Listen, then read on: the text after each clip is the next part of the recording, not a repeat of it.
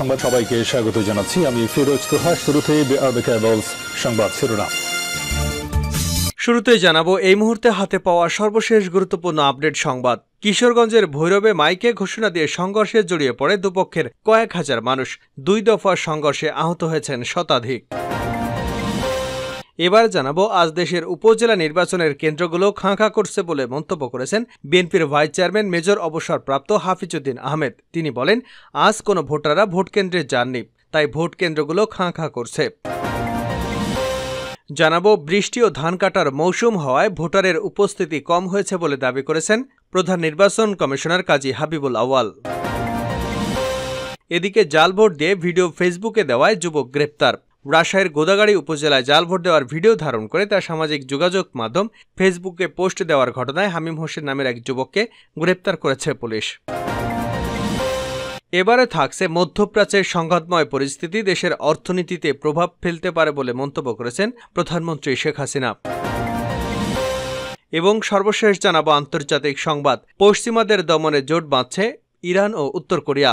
চীন ও রাশিয়ার মতো পরাশক্তির বাইরে বর্তমানে আমেরিকার সবচেয়ে বড় মাথাব্যথার কারণ হয়ে দাঁড়িয়েছে পরমাণু শক্তিধর দেশ উত্তর কোরিয়া ও মধ্যপ্রাচ্যের সম্ভাব্য পরমাণু শক্তিধর দেশ ইরান। চলমান ভূরাজনৈতিক পরিস্থিতিতে তেহরান ও পিয়ংইয়ং উভয়ই যুক্তরাষ্ট্র বিরোধী নীতি নিয়ে সামনেই চলেছে, আর এটাই মাথাব্যথা হয়ে উঠেছে পশ্চিমাদের। এতক্ষণ শিরোনাম শুনছিলেন, এবার বিস্তারিত। প্রিয় দর্শক, আপনি যদি এই চ্যানেলে নতুন হয়ে থাকেন, ভিডিওটি দেখতে দেখতে চ্যানেলটি সাবস্ক্রাইব করে আমাদের সঙ্গে থাকুন। আর এই ভিডিও সম্পর্কে আপনি আপনার মূল্যবান মতামতটি কমেন্ট বক্সে জানিয়ে দিন। আর হ্যাঁ প্রিয় দর্শক, জানিয়ে দিন ভিডিওটি কোথা থেকে দেখছেন।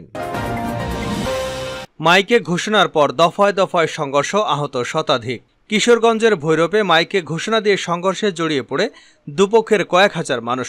2 দফার সংঘর্ষে আহত হয়েছেন শতাধিক মানুষ। বুধবার সকালে ও মঙ্গলবার বিকেলে উপজেলার আগানগর গ্রামে 2 বংশের লোকদের মধ্যে সংঘর্ষের ঘটনা ঘটে। আধিপত্য বিস্তার এবং জিল্লুর রহমান স্কুল অ্যান্ড কলেজের ম্যানেজিং কমিটি নিয়ে দুপক্ষের দ্বন্দ্বে জড়িয়ে পড়ে। এ সময় লুটপাট ও ভাঙচুরের ঘটনায় আনুমানিক 2 কোটি টাকার ক্ষতি হয়েছে বলে দাবি করেছেন আগানগর 1 নম্বর ওয়ার্ড আওয়ামী লীগের সাবেক সভাপতি আব্দুল হক এবং ইউনিয়ন যুবলীগ নেতা মোহাম্মদ সেলিম মিয়া। বিষয়টি নিশ্চিত করে ভৈরব থানার ওসি মোহাম্মদ শফিকুল ইসলাম জানান, খবর পেয়ে ঘটনাস্থলে গিয়ে পরিস্থিতি নিয়ন্ত্রণে আনা হয়েছে।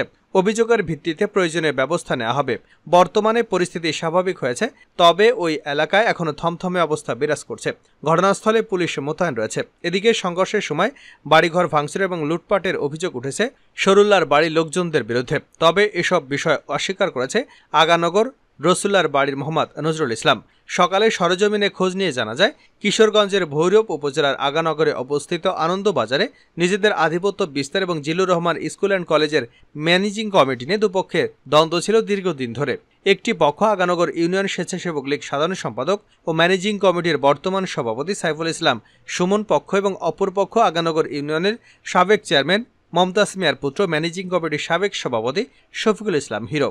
গত 22 April Zillur Rahman school and কলেজের বার্ষিক ক্রীড়া প্রতিযোগিতায় একজন চিকিৎসককে অতিথি করা নিয়ে 2 প্যানেলের মধ্যে হট্টগোল শুরু হয়। এ ঘটনায় স্থানীয়ভাবে সমাধানও হয়। মঙ্গলবার বিকেলে শফিকুল ইসলাম মিয়ার বাড়ির শুক্কুর মিয়ার সঙ্গে সাইফুল ইসলাম সুমনের পক্ষের মোহাম্মদ আকাশ আলী ড্রেজার পাইপ দিয়ে তর্ক বিতর্ক এবং মারামারি হয়।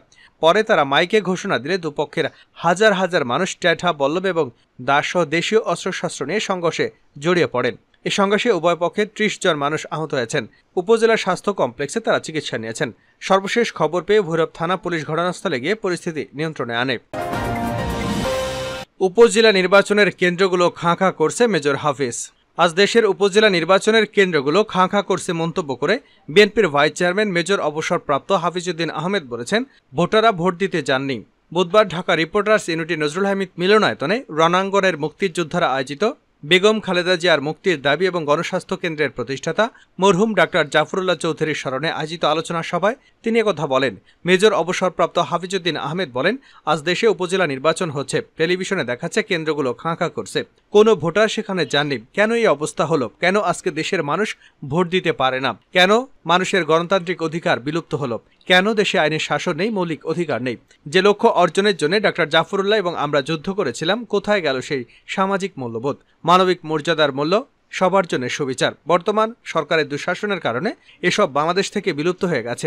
তাই আজকে আবার ডাক্তার জাফরুল্লাহর মতো ব্যক্তিদের দরকার বলে জানান তিনি বলেন, অত্যন্ত দুঃখের বিষয়, আজকে বাংলাদেশের সমস্ত প্রতিবাদী কণ্ঠকে স্তব্ধ করে দেওয়া হয়েছে। গুম খুন দুর্নীতির কারণে আমরা একটা নিচু জাতিতে পরিণত হয়েছে। আজকে সবাই আছে হালুয়া রুটির চিন্তায়, আর রাজনৈতিক দলগুলো আছে ক্ষমতার চিন্তায়, কিভাবে ক্ষমতায় যাওয়া যাবে আর কিভাবে ক্ষমতায় থাকা যাবে। 1971 সালে যুদ্ধ হয়েছিল গণতন্ত্রের জন্য। আমাদের সেই যুদ্ধ কি ব্যর্থ হয়ে গেল? গণস্বাস্থ্য কেন্দ্রের প্রতিষ্ঠাতা ডক্টর জাফরুল্লাহ চৌধুরীর স্মরণে তিনি বলেন, ডক্টর জাফরুল্লাহ চৌধুরী আমাদের স্মরণীয় বরণীয় একজন ব্যক্তিত্ব। তিনি একজন বিচিত্র ব্যক্তি। তিনি কোনো দল করতেন না। তার স্পষ্টভাষী ব্যক্তি আমার চোখে তেমন একটা পড়েনি। যেমনটি তিনি ন্যায্য মনে করতেন সেটিকে তিনি নিঃসংকোচে উচ্চারণ করতেন। তার কথা যখন আওয়ামী লীগের বিরুদ্ধে যেত তখন আমরা বিএনপির সবাই হাততালি দিতাম, আবার যখন তার কথা বিএনপির বিরুদ্ধে যেত তখন আওয়ামী লীগের নেতাকর্মীরা খুব উল্লাসিত হতো। যখন যা বলার প্রয়োজন ছিল তখন তিনি নির্ভয় নিঃসংকোচে সেটি বলেছেন। তার চোখের সামনে ছিল দেশ, তিনি দেশের স্বার্থে কথা বলেছেন। জনগণকে লক্ষ্য করে তিনি বক্তব্য রাখতেন। বিএনপির এই ভাইস চেয়ারম্যান বলেন, বাংলাদেশের সমাজ আজকে একটা বন্ধা সমাজ, নষ্ট হয়ে গিয়েছে। রাজনৈতিক অঙ্গন তো অনেক আগেই নষ্ট হয়ে গেছে। রাজনীতিবিদরা কখনো ডক্টর জাফরুল্লাহকে পছন্দ করতেন না। তারা স্পষ্টবাদী লোক কখনো পছন্দ করতেন না। তারা সবাই নিবেদিত কৃতদাস পছন্দ করেন। বৃষ্টি ও ধান কাটার মৌসুম হওয়ায় ভোটারের উপস্থিতি কম সিএসি। প্রথম ধাপে 139টি উপজেলা পরিষদ নির্বাচনে ভোট গ্রহণ শেষ হয়েছে। সকাল 8টা থেকে বিকাল 4টা পর্যন্ত টানা ভোট গ্রহণ চলে। এতে 40% ভোট পড়েছে। প্রধান নির্বাচন কমিশনার কাজী হাবিবুল আওয়ালের দাবি, বৃষ্টি ও ধান কাটার মৌসুম হওয়ার কারণে কেন্দ্রে ভোটারের উপস্থিতি কম হয়েছে। বুধবার রাজধানীর আগারগাঁও নির্বাচন ভবনে উপজেলা পরিষদ নির্বাচনের ভোট গ্রহণ নিয়ে ব্রিফিংকালে সিইসি বলেন, প্রথম ধাপে 139টি উপজেলায় শান্তিপূর্ণভাবে নির্বাচনের ভোট গ্রহণ সম্পন্ন হয়েছে। সকাল 8টা থেকে বিকাল 4টা পর্যন্ত ভোট গ্রহণ হয়। নির্দিষ্ট সময় পর্যন্ত 30 থেকে 40% ভোট পড়েছে। বর্ষা ও ধান কাটার মৌসুম হওয়ায় অপেক্ষাকৃত কম ভোট পড়েছে। জাল ভোট দিয়ে ভিডিও ফেসবুকে যুবক গ্রেপ্তার। রাজশাহীর গোদাগাড়ী উপজেলায় জাল ভোট দেওয়ার ভিডিও ধারণ করে সামাজিক যোগাযোগ মাধ্যম ফেসবুকে পোস্ট দেওয়ার ঘটনায় হামিম হোসেন নামের এক যুবককে আটক করেছে পুলিশ। বুধবার উপজেলার দেওপাড়া ইউনিয়নের মণিগ্রামে অবস্থিত একটি কেন্দ্রে এ ঘটনা ঘটে। আটক হামিম হোসেন গোদাগাড়ী উপজেলার নিমতলী সরকারি প্রাথমিক বিদ্যালয় কেন্দ্রে ভোট দেন। পুলিশ জানায়, দুপুর 2টার দিকে এমডি হামিম হোসেন এসপি নামে একটি ফেসবুক আইডি থেকে জাল ভোট দেওয়ার ভিডিওটি আপলোড করা হয়। ফেসবুকে পোস্ট করার সঙ্গে সঙ্গে ভিডিওটি ভাইরাল হয়ে যায়। 49 সেকেন্ডের ওই ভিডিওতে দেখা যায় 3টি চেয়ারম্যান, 3টি মহিলা ভাইস চেয়ারম্যান ও 3টি ভাইস চেয়ারম্যানের ব্যালটে একজনই সিল মারছেন। ভোটদানকারী চেয়ারম্যান পদের বেলাল উদ্দিন, সোহেলে দোয়াতকল মার্কা সহ অন্যান্য পদের পছন্দদের প্রার্থীদের প্রতীকে সিল মারেন। এদিকে ভিডিও ছড়িয়ে পড়লে অপর চেয়ারম্যান প্রার্থী জাহাঙ্গীর আলম ওই কেন্দ্রের ভোট বাতিলের দাবি জানিয়ে বলেন, একজন ভোটার ভোট কক্ষে ঢুকে চেয়ারম্যান পদের 3টা ব্যালট পেপারে জাল ভোট দেন। এটা দেওয়াপাড়া ইউনিয়নের প্রতিটি কেন্দ্রে ঘটেছে। তাই দেওয়াপাড়া ইউনিয়নের নির্বাচন বাতিল চেয়ে জেলা রিটার্নিং কর্মকর্তা সহ জেলা প্রশাসকের কাছে লিখিত অভিযোগ দায়ের করেন। বিষয়টি নিশ্চিত করে গোদাগাড়ী থানার ওসি আব্দুল মতিন বলেন, হামিম সহ আরও একজন কেন্দ্রে একসঙ্গে প্রবেশ করেছিলেন। নিজের ভোট দিতে গিয়ে ভোট কেন্দ্রের গোপন কক্ষের ভিডিও ধারণ করে তা ফেসবুকে ভাইরাল করা হয়। পরে একজনকে আটক করা হয়েছে। এ বিষয়ে পরে বিস্তারিত জানানো হবে। শেষ করছে আন্তর্জাতিক সংবাদ দিয়ে। পশ্চিমাদের দমনে জোট বাঁধছে ইরান, উত্তর কোরিয়া। চীন ও রাশিয়ার মতো পরাশক্তির বাইরে বর্তমানে আমেরিকার সবচেয়ে বড় মাথাব্যথার কারণ হয়ে দাঁড়িয়েছে পরমাণু শক্তিধর দেশ উত্তর কোরিয়া ও মধ্যপ্রাচ্যের সম্ভাব্য পরমাণু শক্তিধর দেশ ইরান। চলমান ভূরাজনৈতিক পরিস্থিতিতে তেহরান এবং পিয়ংইয়ং উভয় যুক্তরাষ্ট্র বিরোধী নীতি নিয়ে চলছে। এমন পরিস্থিতিতে দুই দেশের জোট নিয়ে বেশ শঙ্কিত ন্যাটো। শুধু তাই নয়, এই দুই দেশের পরমাণু কৌশল নিয়ে বিস্তর আলোচনা চলছে পশ্চিমা দেশগুলোর মধ্যে। জার্মান সংবাদ মাধ্যম ডয়েচে ভেলের এক প্রতিবেদনে বলা হয়, বিশ্ব রাজনীতিতে মার্কিন প্রভাব মোকাবেলায় নিজেদের মধ্যে পরমাণু ও ড্রোন বিষয়ক তথ্য বিনিময় করতে পারে ইরান ও উত্তর কোরিয়া। পাশাপাশি বিশ্ব রাজনীতিতে নিজেকে প্রাসঙ্গিক করে তুলতে পারে রাশিয়া এবং চীনের বাইরে নতুন মিত্র খুঁজছে উত্তর কোরিয়া। ফলে মধ্যপ্রাচ্যের প্রবল মার্কিন বিরোধী দেশ ইরানের উপর আস্থা রাখতে চাইছেন কিম জং উন। সিউলে ইউনিভার্সিটি অব নর্থ কোরিয়া স্টাডিজের অধ্যাপক কিম সুং কিউং জানান, উত্তর কোরিয়া মনে করছে আমেরিকার বিরোধিতা এবং ইরানের পাশে দাঁড়ানোর একটা ভালো সুযোগ তার সামনে এসেছে।